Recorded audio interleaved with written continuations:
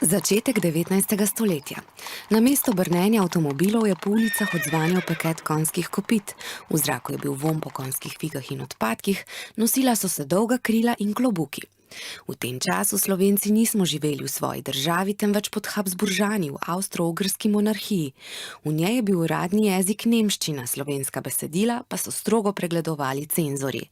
Slovenci kot narod uradno nismo obstajali. V takem času je živel France Prešeren. Vsi poznamo tole njegovo podobo, v resnici pa ne vemo, kakšen je bil, saj nimamo niti enega njegovega zanesljivega portreta. Rodil se je v kmečki družini v Vrbi na Gorenjskem, pravo je doštudiral na Dunaju in nato nekaj časa delal v odvetniški pisarni v Ljubljani. Rad je imel vino in pesmi. Na Prešernovo poezijo je močno vplivalo prijateljstvo z jezikoslovcem Matijem Čopom. Pod njegovim vplivom je začel ustvarjati pesniške oblike, ki jih do takrat v slovenščini še nismo poznali, na primer sonete in romance.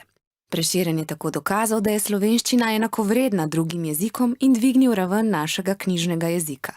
Prešernova najbolj znana pesem Zdravljica je bila zaradi drznega nagovora rojakov z besedo Slovenci in jasne zahteve po svobodi dolgo časa prepovedana. Tudi zaradi nje France Prešeren danes velja za enega največjih slovenskih pesnikov in simbolov, 7. kitico njegove Zdravljice pa smo si izbrali za himno. Njegovo podobo na kovancu za 2 evra nosimo v denarnicah. Nagrade za najvišje državno priznanje na področju kulture se od leta 1955 imenujejo Prešernove nagrade.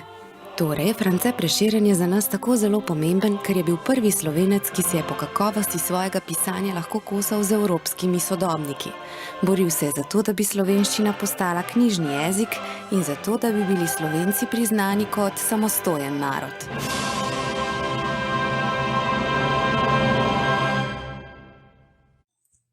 V ponedeljek 8. februarja bomo obeležili slovenski kulturni praznik ali Prešernov dan. Življenjska pot pesnika, ki je bil nesrečno zaljubljen v bogato Primičevo Julijo, ki ji je posvetil sonetni venec in nekatere druge ljubezenske pesmi, je bila polna raznovrstnih preizkušenj. Njegovi prijatelji so umirali eden za drugim, kot pesnik pa v času svojega življenja ni bil priznan. Leta 1844 je napisal Zdravljico, katere 7. kitica je bilo slovenske himne. Napisal je veliko število pesmi, Dekletam, Nezakonska mati, Apel in čevljar, Turjaška Rozamunda, Pevcu, Judovsko dekle, Slovo od mladosti, Krst pri Savici, Gazele, Sonete nesreče, Povodni mož in mnoge druge. Delček pesmi Povodni mož nam bosta predstavila Žan in Jera, učenca 8.b. Pozdravljena! O, kako čudovito dekle, pa kar samo, še nimaš plesalca? Saj vidiš, da še malo opazujem dekleta pri plesu, pa njihove plesalce, ki se sploh ne znajo zavrteti kot pravi plesalci. Ja, prav res, so kot prave narode. S takimi narodami jaz res ne bi plesala, ampak tebe pa še nisem videla na ljubljanskem plesu. Odkot pa prihajaš? O, drago dekle, ker Donava bistri pridruži se Savi, zaslišal o tvoji lepoti sem davi. In ko sem slišal za ta ljubljanski ples, sem se takoj odpravil. A res? Tako daleč se sliši glas o moji lepoti in priljudnosti? Da, prav res, saj si najlepše dekle na plesu, prijazna, prijetna, postavna. O, dragi mladenič, do zdaj še nobene stopince nisem plesala. Resnično, čakala tebe sem, da pokaževa tej ljubljanski gospodi, kako se pleše. Super, že stojim pred teboj, deklica Zala. Klanjam se ti in te prosim za ples. Naj vidijo, kako pleševa midva. Pa dajva, le hitro mi roko podaj in zavrtiva se po podu. Naj vidijo pravi ples. Ajde, Miška, zaplešiva. Pogumno, dragi plesalec. Kajti sonce zahaja in ples se približuje k koncu. Joj, pa ne tako hitro, malce me je kar strah. Ne, počasni malo. Kultura niso le pesmi. Kultura zajema likovno umetnost, besedno umetnost, kultura je lepo obnašanje, pozdravljanje in odzdravljanje, je branje knjig, obiskovanje galerij, muzejev. Slednje je v času, v katerem živimo, skoraj da nemogoče. Skozi današnjo prireditev nam bodo devetošolci predstavili dela svetovnih likovnih umetnikov. Letošnjo Prešernovo nagrado za delo na področju literature, romani, pesniške zbirke, kratka proza, dela za otroke in mladino, filmski scenarij, radijske igre bo prejel Feri Lajnšček. Prešernovo nagrado za področje arhitekture pa Marko Mušič.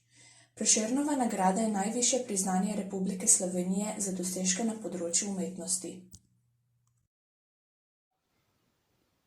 Avtor Fran Ehrlich, leta nastanka 1939, nima naslova. Delo me je pritegnilo, ker ima slika veliko zelene barve in zelena je moja najljubša barva. Na sliki prevladuje vzdušje, ki me spominja na mir v naravi in na sprehode po gozdu. Avtor izbranega dela je Antonij Garcia Lamola. Naslov dela je Untitled. Delo je nastalo med letoma 1935 in 1936. Pri tem delu me je pritegnila moderna umetnost in ustvarjalnost. Všeč mi je zaradi kontrasta barv, saj so hladne barve v ozadju, tople pa v ospredju. Ozadje me spominja na nočno nebo, podlaga, kjer stojita ti dve pa na drugačen svet. Pri tem delu prevladuje zabavno, razigrano in sproščeno vzdušje. Feri Lajnšček, prosti čas. Kaj vemo o času? Da gre in mineva, je zdajšnji, pretekli, prihodnji in večni. Nam gleda na ure, ne mara zamude in teče prehitro, ko skupaj smo srečni. Najboljši od časov so časi svobodni, najlepši pa čas, ki porabiš ga zase. Lahko ga po svoje deliš in sestaviš, lahko le skomigneš, pa rečeš ne da se. Zato si želimo več prostega časa, več časa za sanje, za ždenje, crtanje in urice polne prijetne bližine in tihe trenutke za samost in branje. Želimo si čas za otroško veselje, za družbo, za igro, za noro zabavo, za možnost, da včasih res gremo po svoje in polni nemira se zliknemo v travo. Vse želje so skupne in tudi posebne, vsak nosi kaj v srcu, kar drugi ne čuti. Življenje je čudež in vse je mogoče, ko ptica mladosti razpira peruti. Oblaki, oblaki, se gledajo mlaki, križabe iz mlake pa zreje v oblake, pa prva pojasni, zares so bolj krasni, druga doda, a ne dajo dežja, še tretja zakvaka, dočaka, potem pa molči in glej, že grmi. V naši šoli imamo veliko glasbenikov. Predstavili se bodo Tev Škupljenik, Nika Piko, Nuša Zajc in Taja Gorše.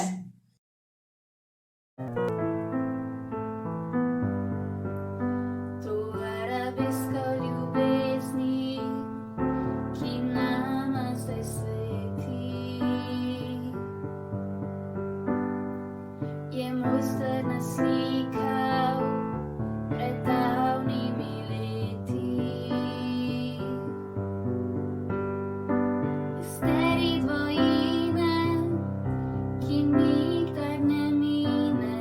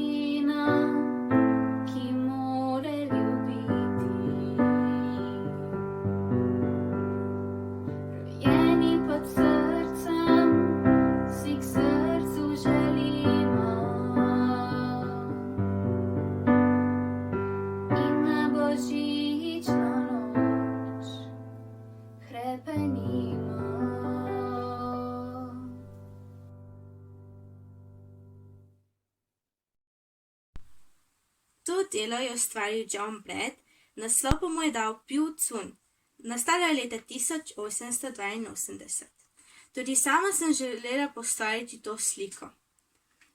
To likovno delo me je pritegnilo, ker je na njej upodobljena narava. Všeč so mi klifi, ki se na prvi pogled zdijo ostri, na vrhu klifov raste, ki jih pokriva kakor plašč. Na drugi strani pa morje, ki klife še bolj ostri. Daje mi občutek boja narave. V tem delu prevladuje mračno vzdušje, kakor zatišje pred nevihto, kakršno prevladuje tudi v današnjem korona času. To sliko je izdelal Erik Verinskolski, narejena je bila leta 1879, njen naslov pa je Evening at Pipping. To delo sem poskusila narisati tudi sama. Ob pogledu na sliko si predstavljam, da dekle beži pred hrupom, pred ljudmi in se je zato odločila, da si bo malo odpočila v naravi. Vzdušje ob pogledu na sliko je tiho, sproščeno, umirjeno in poletno. Andraž Rovšek, preproste besede. Sonce, luna, zrak so besede, ki pozna jih vsak. Ko sonce posije, se razveselim in hitro ven pohitim. Zunaj se igram, ko je lep sončen dan, žogo brcam vsak dan, ker sem vesel in razigran. Ko luna posije, hitro odpravim se spat, da brž obiščem mesanski škrat.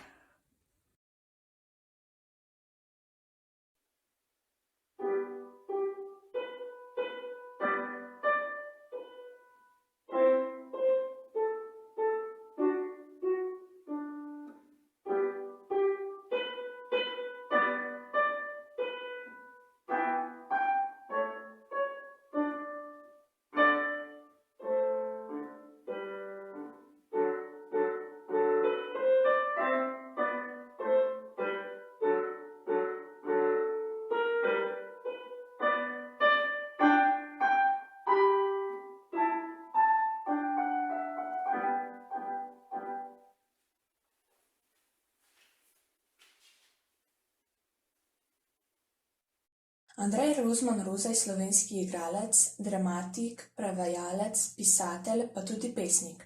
Poslušajmo, kaj nam mora povedati. Andrej Rozman Roza, nekaj ti moram povedati. Za vsakogar mora obstajati nekdo, kateremu tako zaupa, da mu lahko zaupa, ko mu je težko.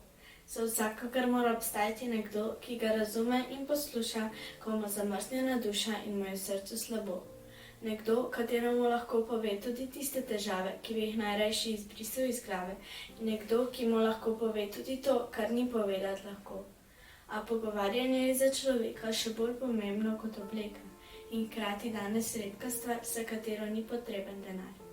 Pogovarjanje ni le za zabavo, zdravilo je tudi, ko imamo težavo in se v lastnih mislih dušimo, dokler jo še z nekom ne delimo.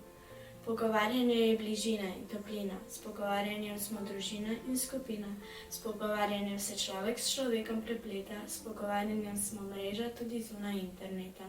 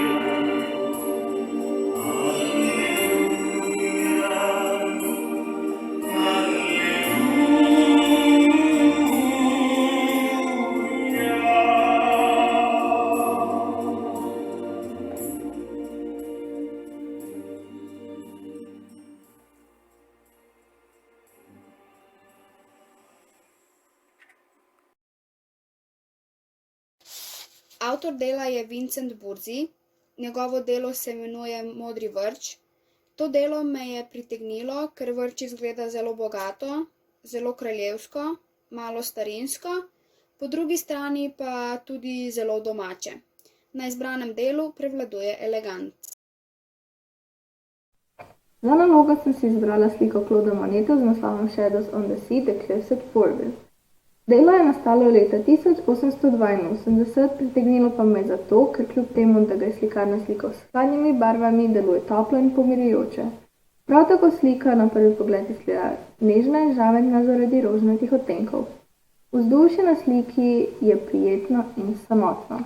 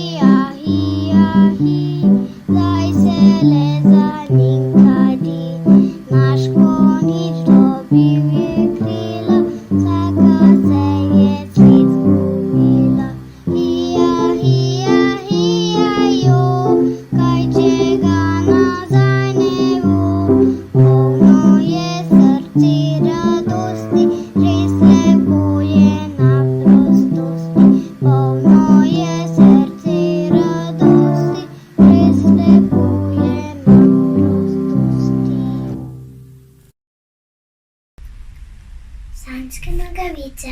Ko se noč spusti z neba po srebrni niti, so otroci v posteljo z odejami pokriti. Na oči jim sedajo lahke bele ptice. S klunčki tiho pletejo sanjske nogavice. V spanju jih natakne v sen, ki trdno spijo. Lička jim poljubijo, v neznano odletijo. Izbral sem si sliko Pita Mondriana z naslovom Kompozicije rdeče, modre in rumene. Slika je nastala leta 1930, izbral pa sem se zato, ker je moja najljubša barva rdeča. Ta barva tudi prevladuje na tej sliki. Všeč mi je pa tudi, da je zelo minimalistična, so vse črte so povezane, pa vsi liki so približno enake oblike. Ko pa pogledam na njo, me pa prevzame tako organizirano vzdušje.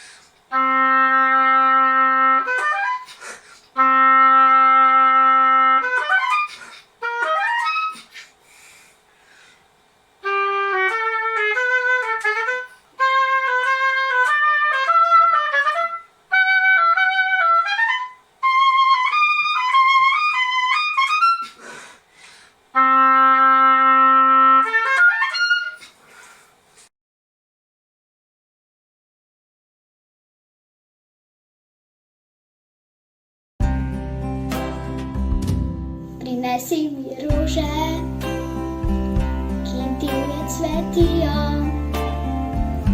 Odpeljal me goro, kjer škrati živijo. Pokaži mi zvezdo s mojim imenom, zloži mi pesem s pisanjem refrenom.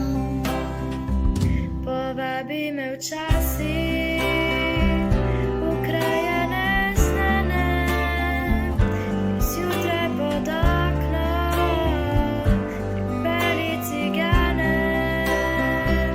Povej mi o sanje, če tudi so grešne, zaupaj mi želje, če tudi so smešne.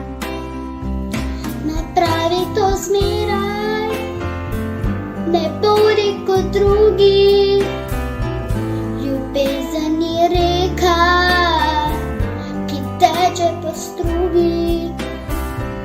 Napravi to zopet, ne hodi po poti. Za sreča ni nekaj, kar pride naproti. Poljubi me nežno, ko drugi hitijo. Povabi me v mesto, ko drugi že spijo. Usoda je živa in mrtvi junaki me še hrepenijo, gostarje in vlaki. Napravi to zmeraj, ne bodi kot drugi. Ljubezen je reka, ki teče po strugi. Napravi to zopet, ne hodi po poti. Za sreča ni nekaj, kar pride naproti. Za sreča ni nekaj, pride naproti.